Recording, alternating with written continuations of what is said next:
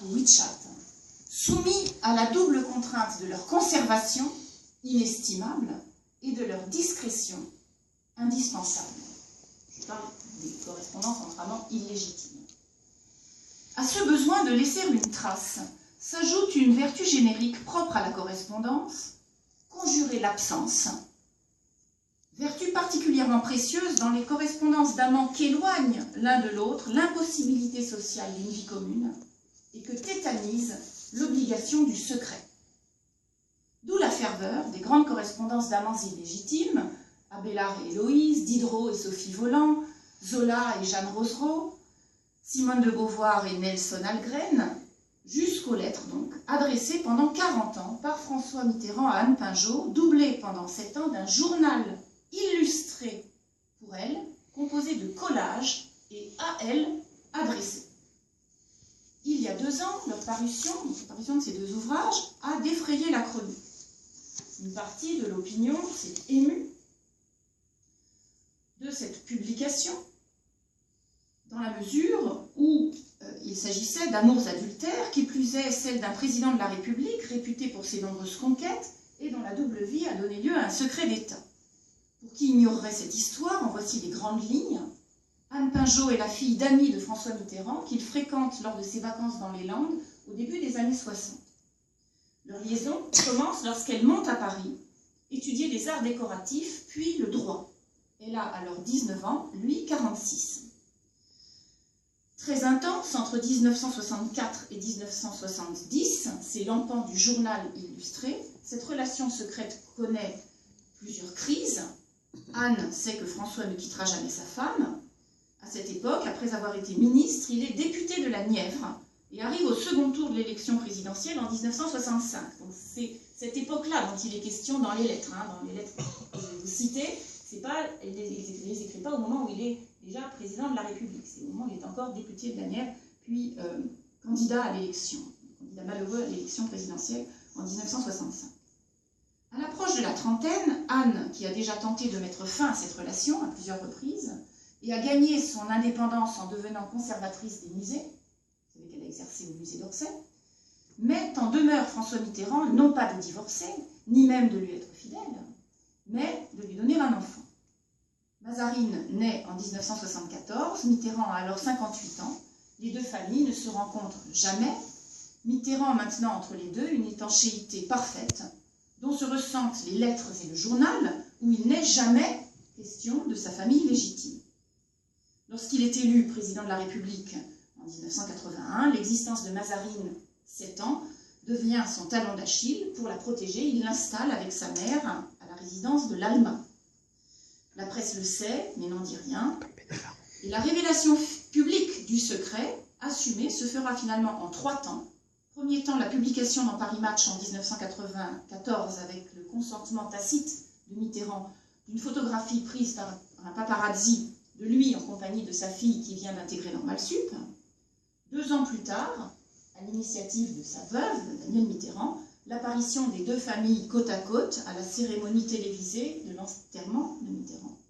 3e étape, à l'automne 2016, la publication par Anne Pinjot, restée jusqu'alors d'une discrétion absolue, des lettres pour Anne et du journal pour Anne chez Gallimard. Ces documents, dont la publication a défrayé la chronique et suscité curiosité, scandale et incompréhension, revêtent un triple intérêt. Biographique, d'abord. La personnalité de François Mitterrand s'y dévoile, ses ambitions, ses goûts, son idéal, son amour de la chose publique. Amour et politique étant pour lui, Jean-Pierre Gabrielli nous en dira plus sur la question, étroitement liés et comme nourris d'une même énergie libidinale. Le 2e intérêt est historique. Ces textes nous plongent dans la vie politique, morale, économique et culturelle des années 60, peinte et analysée par un homme qui, sillonnant son pays dans ses fonctions électives et militantes, décrit ses habitants, chante sa beauté, s'indigne de ses conservatismes, s'enthousiasme pour sa transformation. Et l'amour pour Anne s'exprime de manière continue, sans rupture de continuité, en même temps que son amour des hommes, de ses concitoyens, de son pays. Tout cela fait un tout amoureux. 3e intérêt, d'intérêt littéraire de ces deux ouvrages, pour la qualité intrinsèque du style de Mitterrand, qui excelle aussi bien dans la déclaration d'amour que dans l'autodérision, l'exphracisme, c'est-à-dire la description d'un objet d'art, les descriptions de son cadre de vie, des régions de France et du monde qu'il traverse, le blason amoureux, la satire ou le poème-objet. Intérêt littéraire aussi pour la connaissance de son panthéon littéraire, de ce qu'il aimait en littérature. Un panthéon littéraire qui va de la philosophie antique à la poésie française contemporaine, en passant par les romanciers russes. Troisième intérêt littéraire, il est théorique cette fois-ci, puisque Mitterrand pratique et théorise la lecture, l'expérience de la lecture, dont dans ses lettres il met en œuvre l'érotique tout en théorisant sa phénoménologie. De la puissance transitionnelle du livre, c'est-à-dire du pouvoir du livre, de la lecture, à établir un rapport avec l'autre et à, d'une certaine manière, créer la relation à l'autre. La première lettre est le prototype et la matrice. Il s'agit d'un billet accompagnant le don d'un ouvrage de Platon. Désolée. Et je vous le lis. Donc c'est le premier billet, la première lettre. Donc il l'avait glissé dans un livre qui lui offre. En fait souvent un des premiers cadeaux d'amour que l'on fait, offrir un livre. Voici, cher Anne, le Socrate évoqué un soir à Osgore. Édité en Suisse, je n'ai pu encore me procurer l'exemplaire promis. Je vous envoie donc le mien, qui m'a souvent accompagné dans mes voyages et qui est pour moi comme un vieil ami. Dès que j'aurai le volume que j'ai commandé chez Nervaud, je le ferai déposer rue de la Chaise, à moins que je n'ai l'occasion de vous le remettre moi-même. Ce petit livre sera le messager qui vous dira le souvenir fidèle que je garde de quelques heures d'un bel été. Mitterrand n'est encore ici en 62 que le référent parisien de la jeune étudiante provinciale et se comporte en ami protecteur. C'est ce que les parents d'Anne lui ont demandé de lui servir de référent à Paris, puisque le monde ne connaît pas encore la Grande Babylone. Mais ce premier billet, déjà empreint d'une imperceptible rhétorique, sinon courtoise, je parle sous le contrôle de Jean Maurice, du moins galante, se profilent les rites à venir de leur liaison. J'énumère: enracinement de la relation dans la complicité intellectuelle, passion pour les livres, célébration des moments passés ensemble par le rituel mémoriel d'un signe conservé, invention d'une nouvelle occasion de se voir, motivée par l'obligation faite à soi-même d'offrir le cadeau, sacralisation fétichiste du livre. Par un génial coup de force, le séducteur fait passer le don de son propre exemplaire comme un pis-aller. Édité en Suisse, je n'ai pu encore me procurer l'exemplaire promis. Alors qu'en réalité, l'envoi de son propre volume, je vous envoie donc le mien, met la destinataire en position d'intimité obligée avec la vie spirituelle antérieure du donateur, dont le livre offert est présenté comme un vieil ami. S'en séparer oblige la destinataire en retour à partager ce compagnonnage et l'intronise donc de facto, elle aussi, en compagne. Le livre devient ainsi l'objet transitionnel de la relation. Les 12 018 lettres à Anne, écrites entre 1962 et 1995, et les 7 années du journal illustré pour elle, de 1964 à 1970, vont déployer toutes ces dimensions déjà comprises dans le premier billet qui accompagnait le don de l'ouvrage de Platon. Les lettres et le journal décrivent en effet un univers où le livre est tout ensemble un compagnon de vie, la porte du rêve, un but de promenade, pour aller l'acheter, un cadeau d'amour, un objet fétiche et le moteur de l'écriture.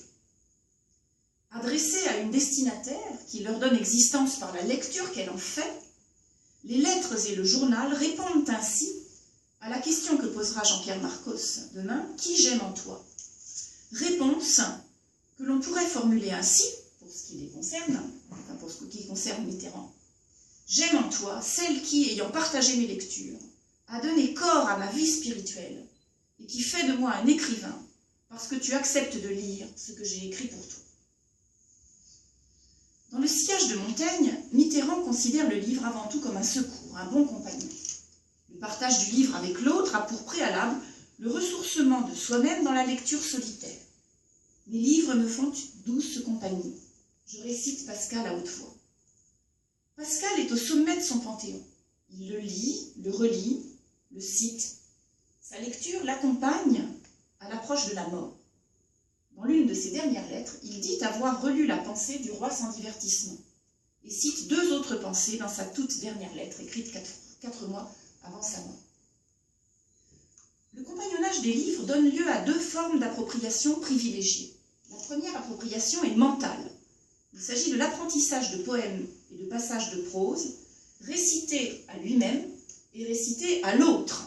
Grand geste d'amour, de réciter un poème à l'autre. L'autre pour qui il recopie d'avance des poèmes d'Aragon, d'Éluard, pour qui il compose des anthologies. La seconde forme d'appropriation confine à la bibliophilie, et elle est tout à fait concrète. Mitterrand se plaît à raconter à Anne ses trouvailles de la journée chez les libraires et les bouquinistes parisiens, chez qui il chine, avec un plaisir qui peut parfois s'accroître de la délectation érotique du plaisir différé. Comme ici, vu un Shakespeare qui sera sans tarder sur mon bureau. Donc là, il est particulièrement heureux, avant d'être heureux, justement, avant d'avoir ce qu'il désire, à l'idée de l'avoir plus tard. Ces lectures sont assez également réparties entre littérature, histoire et politique. Fidèle à Sallust, Shakespeare, Pascal et Dostoïevski, il manifeste surtout une grande soif pour la lecture, pour la littérature contemporaine, rendant compte de ses émotions à la lecture de Thomas Mann, de Drieux-La Rochelle, du Jardin des Finzi Contini de Giorgio Bassani, d'Éluard et Aragon, Butor et Yourcenar, Garcia Marquez et Neruda. Il dévore les livres d'histoire, souvent par séries, sur les Borgia, Napoléon III, la Commune, et se nourrit d'ouvrages de philosophie politique, notamment marxistes. Le compte-rendu journalier de ses lectures du moment porte non seulement sur le profit intellectuel et moral qu'il en retire, mais aussi sur l'expérience aventureuse qu'elle lui procure, comme dans cette scénette picaresque. Dans le train, j'ai lu le Mathéotime, qui est un roman d'Henri Bosco. J'en avais la tête et les oreilles pleines, au point de ne plus savoir sur le quai de Dax où j'étais. J'avais oublié ma casquette dans le compartiment. Un voyageur aimable a dû me la jeter par la fenêtre. Un employé de la gare m'a dit « Vous avez l'air tout étourdi ». Une tristesse étrange m'étreignait. J'ai fini le livre au lit. Le lit, tel est le lieu privilégié des scènes de lecture, dont les circonstances, narrées comme une aventure, et les décors, peints comme un tableau, varient selon la pragmatique du témoignage. Lorsqu'il est seul, François renseigne Anne sur ses propres lectures de chevet, au coucher comme au réveil. Lorsque François est avec Anne, il consigne sur son journal leurs séances de lecture à voix haute, y compris celles où il lui a lu de la poésie pour l'endormir. L'après-midi, toi, que je retrouve rue du Regard, que j'emmène à Rambouillet, qui t'endors en écoutant Aragon par ma voix.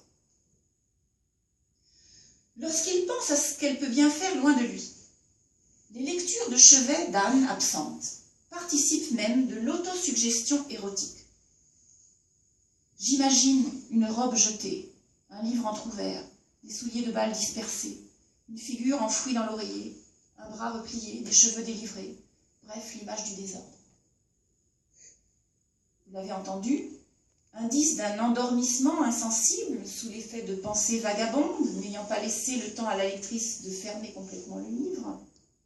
Le livre entrouvert est aussi l'appel métaphorique à un réveil indiscret de la belle endormie.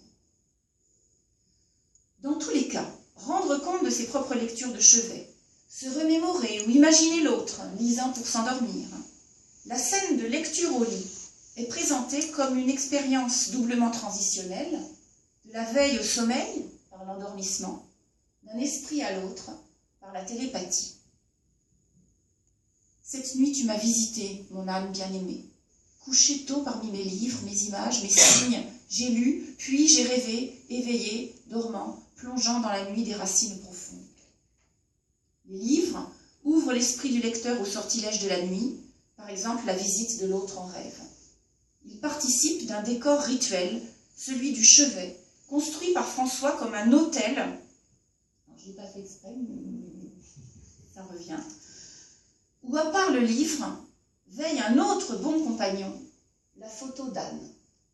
Car comme il est des tables de chevet, des lampes de chevet, des épées de chevet, ça c'était surtout au XVIIe siècle, et des livres de chevet, il est aussi des photos de chevet. François, quand il va à l'hôtel, ne s'endort jamais sans poser celle d'Anne sur sa table de nuit. C'est son premier geste d'appropriation du lieu. Ces photos remplissent deux fonctions. La première consiste à veiller sur le dormeur, lui servir d'arme, d'ami secourable, qui était jadis la fonction de l'épée de chevet, toujours à proximité pour se défendre si on était surpris en pleine nuit. La photo posée près de moi durant mon sommeil est ma sécurité, mon relais. Deuxième fonction de la photo de chevet, favoriser la télépathie, faire communiquer les chevets. La photo aimée sera à mon chevet, je te verrai dans ta chambre. Les livres, photos, objets fétiches sont disposés autour de lui en un cadre rituel de la lecture comme de l'écriture. Décor visuel, sonore et mental du chevet, mais aussi par contiguïté extensive de la chambre ou du bureau tout entier. Le décor. Sur mon bureau, le Second Report from the Committee of Public Accounts. Le Napoléon le Petit que tu m'as offert. Quelques coupures du monde. Seule ma lampe de bureau est allumée. Le reste de la pièce est obscur. Je vais entendre tes disques. Il est 10 heures. Après, j'irai dormir, non sans avoir rêvé en regardant nos objets, non sans avoir respiré un moment l'air de la nuit à mon balcon. Le livre qu'elle lui a offert, Napoléon le Petit, mais aussi ses disques à elle et leurs objets à eux, étendent le chevet sanctuarisé à la pièce entière. Ce tableau de genre atteint sa perfection quand Anne peut le peupler de sa présence en lectrice. François consigne alors le souvenir immédiat de leur séance de lecture parallèle. J'ai lu les 8 journées de mai 1871 de Lisa Garay, écrit mon discours de mardi à l'Assemblée et le début d'un article pour Preuve, une revue. Tu as lu un livre sur les églises du Nivernais et travaillé ton mémoire. Nous étions bien. Grâce à l'autosuggestion, l'image mentale d'Anne lisant peut même se muer en fantôme. Si la pensée obstinée peut recréer un être cher, vous êtes ici, près de moi, Anne, je vous vois, vous lisez sous la lampe, lumière douce, près de la fenêtre. Peu importe ici ce qu'elle peut bien lire, c'est la présence fantasmée de l'aimé lisant qui lui tient lieu de compagnon protecteur, de pensée de chevet. De leur séance de lecture à haute voix, Mitterrand conjure l'oubli en les notant dans son journal. Je t'avais d'abord lu les 50 premières pages de La vie de Rancé, un livre de Chateaubriand. Toi, tu continuais ta tapisserie. Ainsi s'est écoulé un après-midi de paix et d'amour.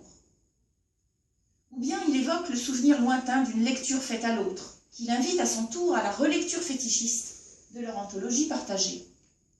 J'ai relu nos poèmes préférés. Ils sont là près de moi dans ce livre que je te lisais sur la plage du 1er 15 août. Ou encore, ils programment les prochaines séances de lecture comme occasion de se retrouver. Leur préparation est elle-même déjà un acte amoureux. François relit ses livres préférés afin d'y choisir des passages à relire ultérieurement à Anne. Je te lirai des pages et des pages d'une sélection d'admirables livres. C'est cela notre vie à nous, avec le rire des bons déjeuners. Le degré ultime de la lecture à voix haute est la récitation du poème appris par cœur. J'ai appris 3 nouveaux poèmes de Paul Éluard. Je te les lirai si tu le veux.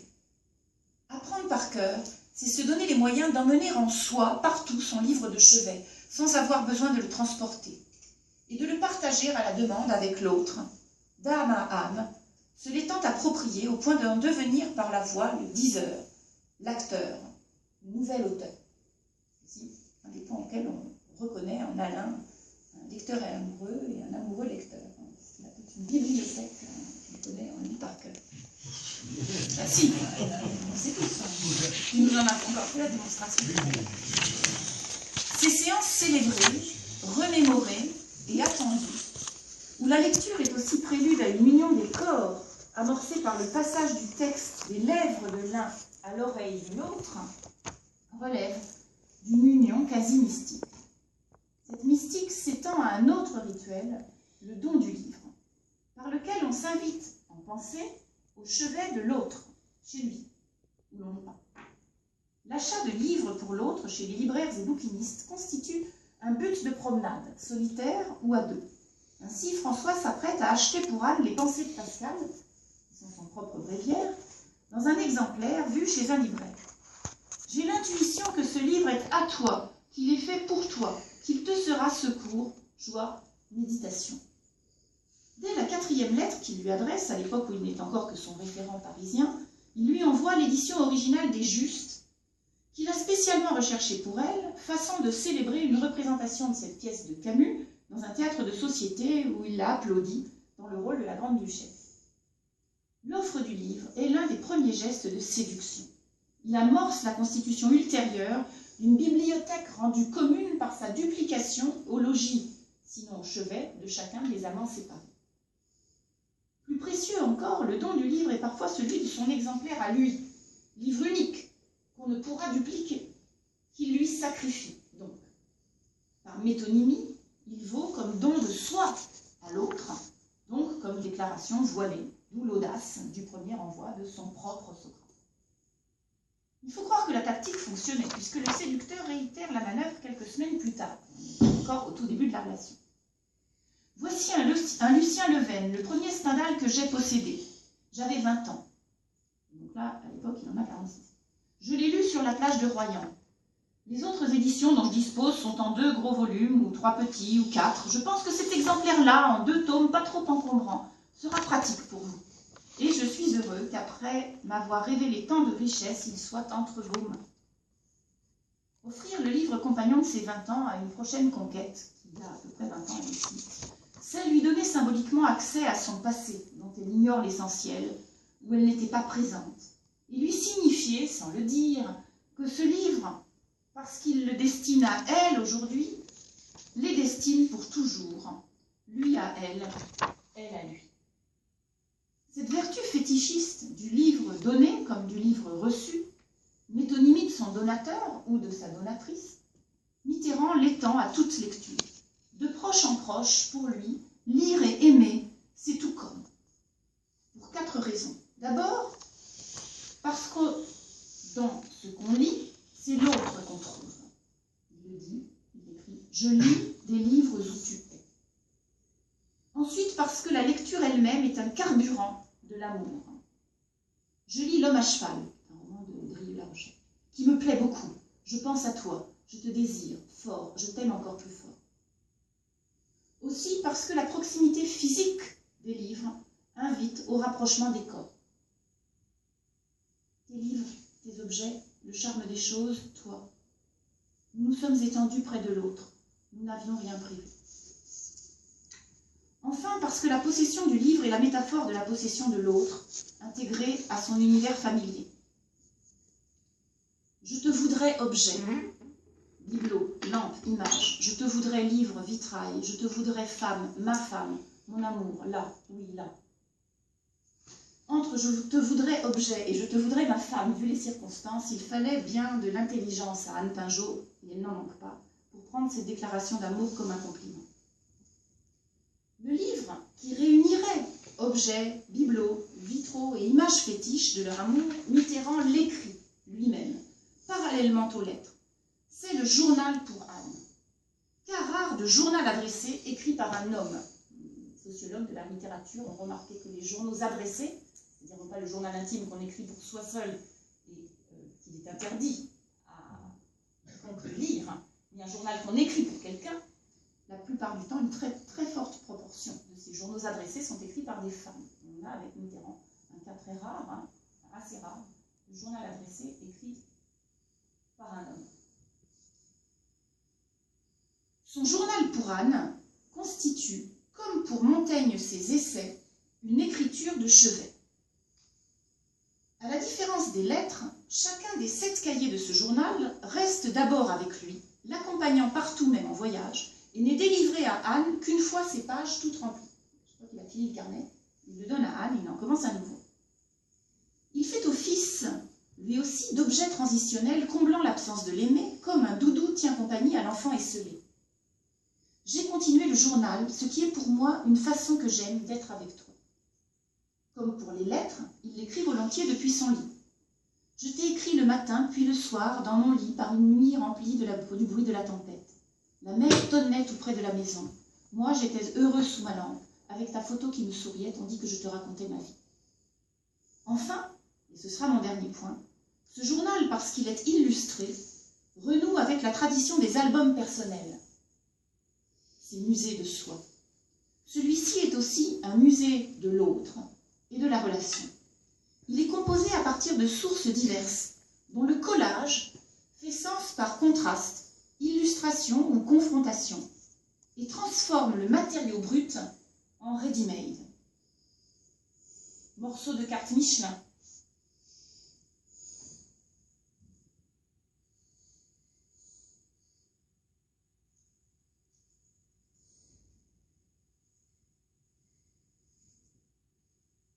Ticket, ici, de cinéma. En bas, à droite, on colle, ticket de cinéma.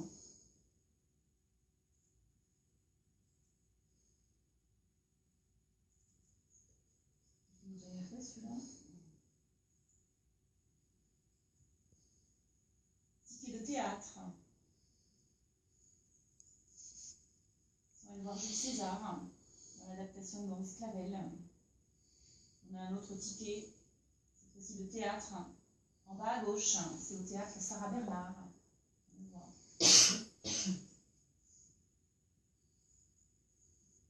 Ici, un programme de théâtre, un extrait de programme de théâtre, au théâtre Montparnasse. Vous allez voir Richard III, de Shakespeare.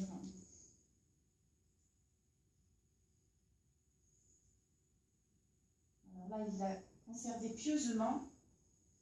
En bas, enfin au centre, l'illustration du milieu, c'est un extrait d'un dossier d'inscription d'Anne à l'université qu'il a rempli pour elle parce qu'elle avait oublié de le remplir et qu'elle était en vacances, en voyage. Donc il est allé lui-même déposer le dossier d'inscription à l'université et il y a noté « Il s'agit d'une jeune fille âgée de 21 ans, titulaire du baccalauréat de l'enseignement secondaire, diplômée de l'école des métiers d'art. » Il l'a photocopié, il en a gardé un exemplaire pour lui.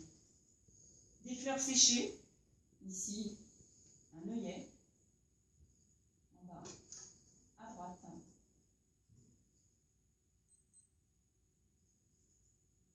Des cartes postales, des endroits qu'il traverse, Moliette, ici.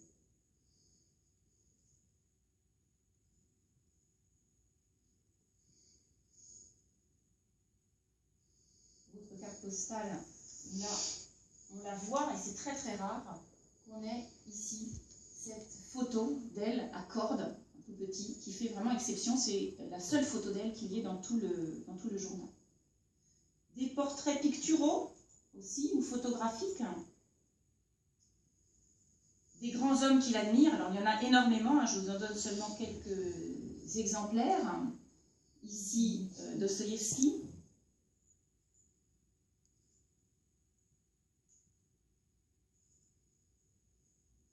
Ici, Tolstoï.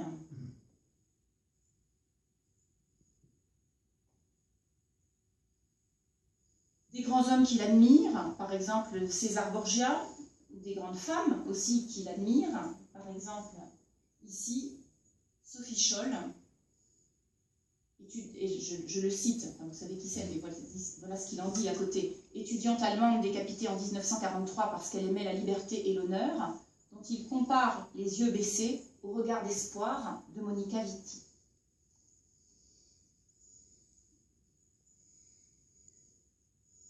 Il y a encore parmi les grands hommes qu'il admire, en haut, Teilhard de Chardin et l'abbé Breuil, qui l'opposent en bas à Paul Getty et Gulbenkian, comme symbole des puissances de l'esprit, en haut, menacées par celles de l'argent, en bas.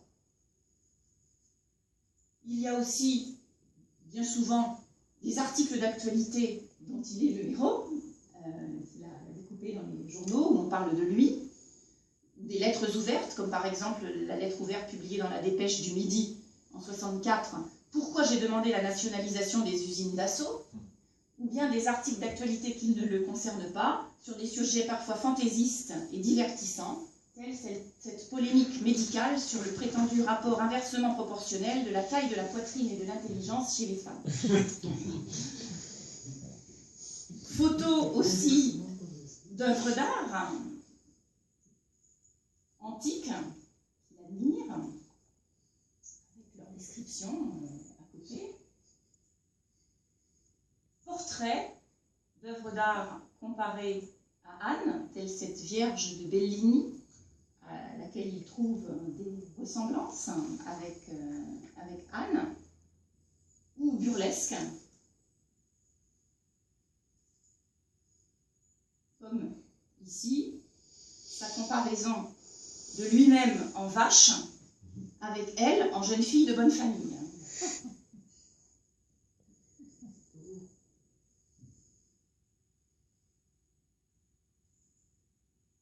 Ou ici, sa réécriture du poème de Ronsard « Quand vous serez bien vieille », sort à la chandelle avec Anne jeune, en bas à droite, et bien vieille, en haut à gauche.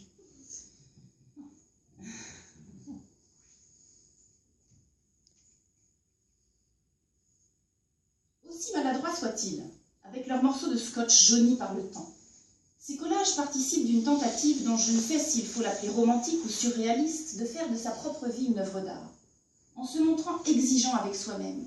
L'une des principales qualités que Mitterrand reconnaît à Anne, c'est de lui faire retrouver ses exigences et ses idéaux de jeune homme. Et l'on pourrait dire, en répondant une seconde fois à la question que posera Jean-Pierre Marcos, « Qui j'aime en toi ?», que Mitterrand aime en Anne le jeune homme idéaliste qu'il était et le grand homme qu'il voudrait devenir. Romantique ou surréaliste aussi, l'effort pour consigner dans la lettre ou le journal le souvenir de ce qui a été vécu d'important, de riche en émotions, pour en maintenir le prix. Raconter, dit-il, pour que notre mémoire s'enrichisse de détails, est la mission de ce journal de notre vie.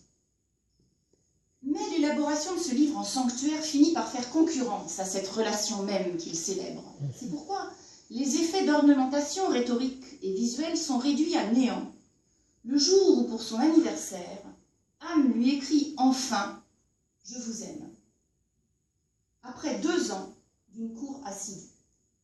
Ce jour-là, il lui répond par une lettre d'une poignante simplicité. « Ce que j'ai lu m'a laissé interdit. Je suis passé dans ma chambre. J'ai regardé ton vitrail en faisant jouer ses lumières devant ma chambre de chevet. » Elle lui avait façonné un vitrail, comme elle avait fait déjà le corps. « J'ai étalé tes photos. Je les ai regardées sans les regarder. J'ai mis ma tête dans mes mains. J'ai médité, rêvé. Ces mots, tes mots tout simples, pénétraient peu à peu en moi, prenaient possession de moi, de ma vie. » À cette lettre correspond dans le journal une page unique sans collage. Alors que pour toutes les autres pages, il y a collage. Donc là, d'un seul coup, le journal devient comme une sorte de lettre à son tour. Et le même jour, il y a et la lettre que je viens de vous lire et la page du journal. Il écrit « Il n'y aura sur cette page aucune illustration, aucun récit, aucun signe. » Car l'entreprise de muséification n'est pas sans danger. À trop sanctuariser les traces du lien, on risque de figer la relation. Aussi, François n'insère-t-il presque aucune photo d'Anne dans le journal, je vous ai montré la seule photo qu'il insère, préférant les garder nomades sur sa table de chevet. Et dit-il, il dit aussi qu'il hésite à insérer dans le journal, mais il le fait tout de même, ce dessin fait par elle, qui les représente tous les deux, mais de dos. Il a scrupule à immobiliser ce dessin dans le journal, ce modeste musée vivant de notre tendresse. Au bout de 7 ans, en 1970, l'énergie manque à François pour faire entrer de nouvelles acquisitions dans ce musée vivant. Devenu soudain oxymore, le musée est fermé. On ne sait pourquoi. Le journal, les lettres et Anne Pinjot n'en disent rien. Le journal ferme en 1970. Les lettres s'espacent aussi à partir de cette date, au premier semestre 1970, et plus encore après la naissance de Mazarine en 1974, puis elles se fondent plus rares encore à partir de leur vie commune et secrète au palais de l'Alma. Quoique toujours illégitime, La relation devient plus conjugale, les vieux amants dormant désormais sous le même toit. La transition télépathique d'un chevet à l'autre, par la lecture ou l'écriture, n'est plus autant nécessaire. Ou bien, si elle existe encore, car de leur intimité réelle, au fond, nous ne savons rien, et c'est heureux. Cette transition n'a plus besoin d'être célébrée. Le charme qu'exercent ces deux ouvrages sur le lecteur bienveillant vérifie la première leçon d'esthétique délivrée par son mentor à la jeune étudiante, sur laquelle je conclurai, parce qu'elle nous réunit aussi. Vous connaissez ma théorie. Les êtres n'ont pas de moyen direct d'échange. Il faut qu'ils passent par un intermédiaire. La beauté, le malheur, l'angoisse, le plaisir, Dieu parfois. Je regrette de n'avoir pas pu vous donner autre chose qu'une petite idée des charmes et vertus de ces deux ouvrages. Au partage du lisible s'ajoute le partage d'autres émotions qui s'étendent de la destinataire des lettres au tiers lecteur que nous sommes. À la beauté, au malheur, à l'angoisse et au plaisir s'ajoute, dans la manière dont François Mitterrand perçoit et nous fait percevoir le monde des hommes, trois vertus stimulées par l'amour, et que le livre entretient, pour lui sûrement, pour nous peut-être, l'espérance, l'indignation et la passion d'agir. Je vous remercie.